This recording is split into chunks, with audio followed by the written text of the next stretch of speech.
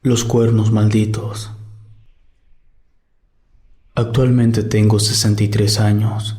Soy judío no practicante. Tuve la suerte de nacer en una familia acomodada, como la de muchos judíos aquí en México. Mi padre tenía 3 empresas de rubros diferentes. La excelente situación económica que teníamos en la casa me permitió estudiar de todo lo que me gustaba, sin preocuparme de no encontrar trabajo relacionado con mis estudios, porque en caso de no haber nada, simplemente me haría cargo de las empresas de mi padre. Eso me ayudó bastante para enfocarme en mis estudios, y como lo que yo estudiaba me apasionaba de verdad, no tuve distracciones. Fui el mejor de mi clase. Estudié en universidades privadas 2 carreras al mismo tiempo. Nunca me preocupé por las materias. Por eso me daba mi tiempo de estudiar 2 cosas. Además, una estaba relacionada con la otra.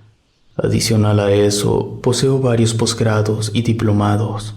Tengo estudios en zoología con especialización en herpetología, estudios en ecología, biología marina y ambiental y veterinaria. A lo largo de mi carrera he prestado mis servicios a empresas privadas, asociaciones civiles y actualmente soy uno de los consultores del gobierno mexicano para la Semarnat y la Profepa. Cuento esto para que se entienda que no soy un aficionado a los animales, los conozco muy bien. Hace algunos años, una asociación de protectores de animales me contactó para atender una situación bastante extraña que había ocurrido en el norte del país. Un señor había encontrado en su rancho varios camaleones muertos. El rancho en cuestión estaba a mitad del desierto.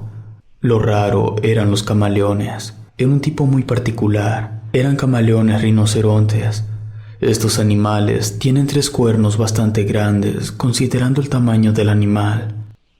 El problema era que esos camaleones no habitan en México, son nativos de África Oriental. Me presenté en el rancho, recogí los cuerpos de los animales y me los llevé para saber cuál había sido la causante de su muerte. Lo que yo supe desde un inicio es que posiblemente se trataba de tráfico de animales, pues a todos los camaleones les faltaba un cuerno, aunque mi teoría no encajaba del todo, porque si lo que querían era el material del hueso de los cuernos, les hubieran quitado los 3 y no solo uno. El resultado de los estudios, que tardaron un tiempo, fue que los animales murieron por una falla masiva interna. Todos sus órganos dejaron de funcionar al mismo tiempo. También tenían una fuerte contusión en la cabeza. Aquello hubiera pasado como un evento más, si no fuera porque unas semanas después, en mi correo, encontré otro reporte. El dueño de otro rancho en la misma área, a algunos cuantos kilómetros del perímetro, había reportado el cuerpo de un búfalo. Había fotografías. Se trataba de un búfalo cafre. Nuevamente, este tipo de búfalo habita en África, específicamente en el desierto del Sahara. También le faltaba un cuerno. Eso ya indicaba un patrón. Solo por curiosidad me puse a revisar correos anteriores buscando otro reporte similar. Encontré algo. Unos días antes de que yo fuera a revisar lo de los camaleones, hubo un reporte de un santuario animal. Ellos tenían un macho y una hembra de un tipo de cabra que estaba en la lista roja de especies en peligro de extinción. El reporte decía que habían encontrado muerta a la única cría de esas cabras. Le faltaba un cuerno. No encontré nada más en mi correo.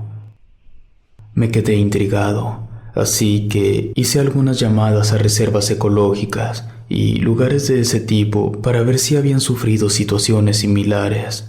Y resultó que sí, había casos de ciervos, antílopes y bisontes. Lo que fuera que estuviera ocurriendo abarcaba todo el país. Empecé a preguntarme quién podría estar haciendo semejante cosa, matar animales para quitarles solamente un cuerno.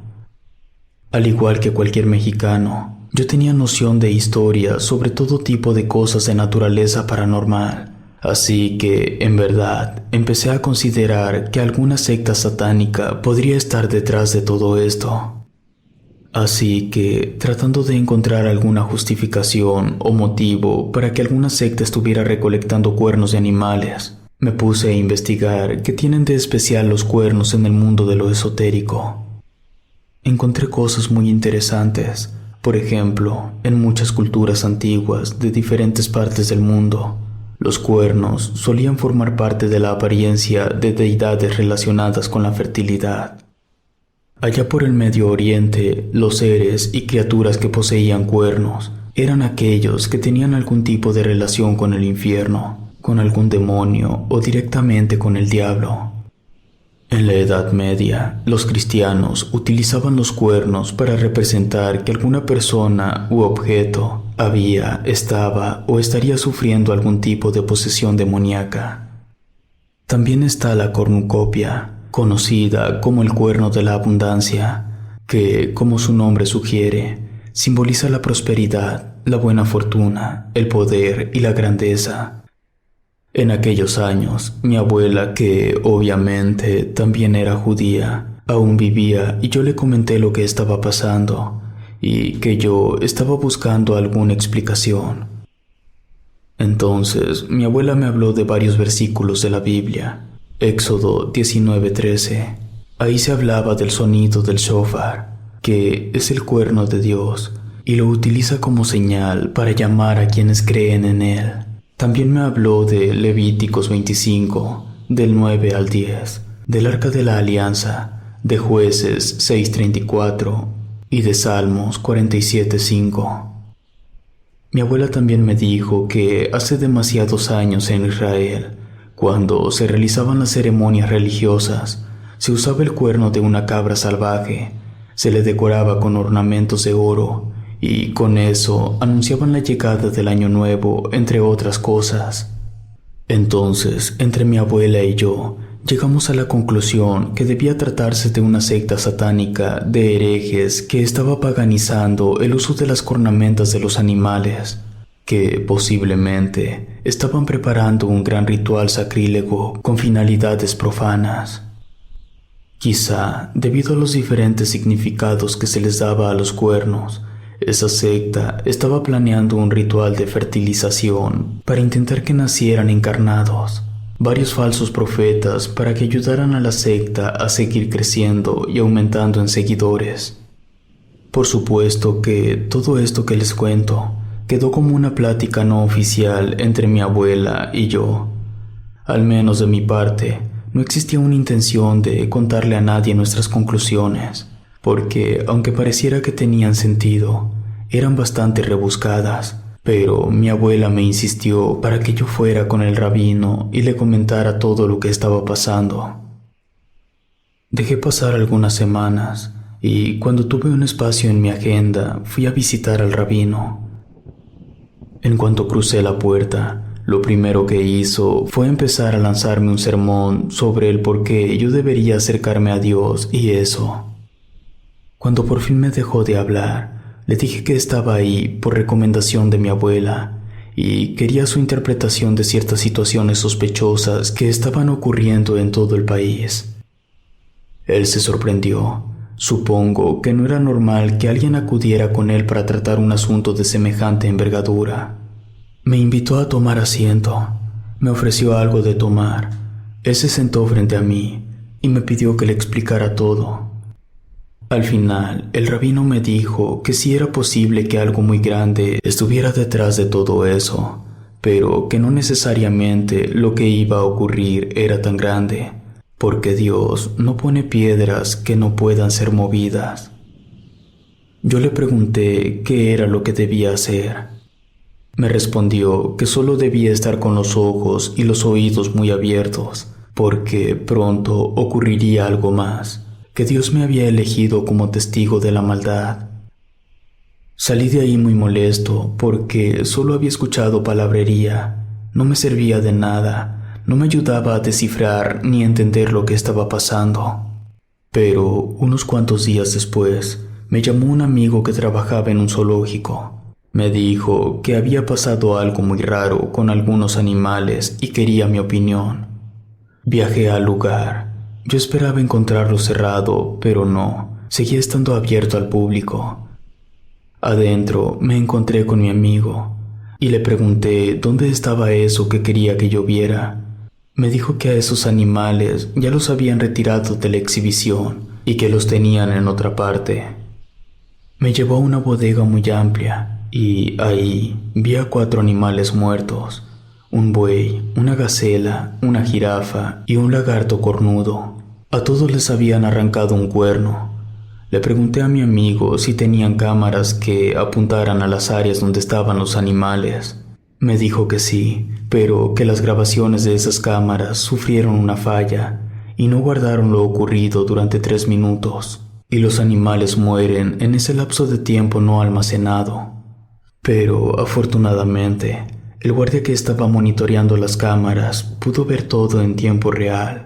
Mi amigo y yo fuimos a platicar con el guardia para que me contara qué era lo que había visto. Durante la madrugada habían aparecido unas misteriosas luces flotantes. Cambiaban de color, de naranja a rojo, de rojo a amarillo y de amarillo a naranja. Esas luces se desplazaron hasta llegar a las áreas de los animales que habían muerto. Los animales se quedaron viendo fijamente las luces flotantes. Pasaron unos segundos y luego las luces desaparecieron. En cuanto éstas se fueron, los animales empezaron a caminar hacia atrás en círculos y luego corrieron para estrellar su cabeza contra algo sólido. Ahí perdieron uno de sus cuernos con el impacto. Después, los animales intentaron salir de sus áreas, pero no pudieron. Luego de varios intentos, simplemente cayeron muertos. Aquello que me contó el guardia me dejó desconcertado. Mi amigo me preguntó si yo tenía alguna idea de qué pudo haber causado ese comportamiento autodestructivo en los animales. Le dije que no, que casos así estaban sucediendo a lo largo y ancho de todo el país, y que al hacer pruebas para concretar la causa de muerte, los resultados sugerían una falla masiva que no estaba relacionada con la contusión de la cabeza, pues no había rastro de convulsiones ni derrames, así que todo era muy extraño. Le pregunté dónde estaban los cuernos y me respondió que habían desaparecido. Antes de retirarme, le pedí a mi amigo que me mantuviera informado si cualquier otra cosa extraña sucedía. Cuando volví a casa, me puse a pensar en si ese era el acontecimiento del que me había hablado el rabino. Pudiera ser, pero por otro lado, él dijo que yo sería testigo de la maldad, y yo no había visto nada, así que posiblemente ocurriría algo más. Creo que toda esa situación me empezó a afectar demasiado. Me lo tomé personal, así que traté de recordar todos los hechos para intentar descifrar cómo estaban sucediendo las cosas. Tomé un mapa de México y ahí marqué con puntos rojos los lugares de los casos reportados. Había en el suroeste de Jalisco, en el norte de Coahuila, en el norte de Puebla, en la capital, en la costa norte de Tamaulipas, en la zona noroeste de Durango, en Monterrey y en el área donde se juntan San Luis Potosí, Guanajuato y Zacatecas. Ya con esas líneas marcadas, me puse a pensar que otros animales con cuernos aún no habían sido parte del fenómeno. Traté de ubicarlos dentro de esas líneas y salió uno, siguiendo la línea que unía el norte de Coahuila con Puebla.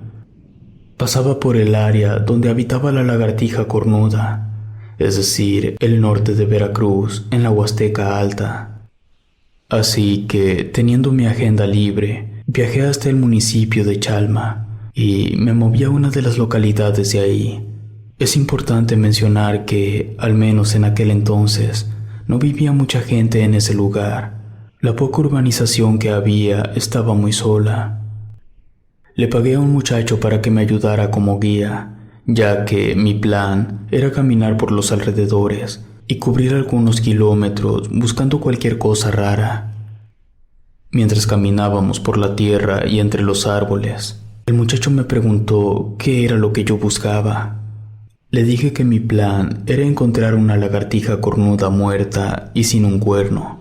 El muchacho me preguntó si yo era cazador de brujas o algo por el estilo. Le contesté que no.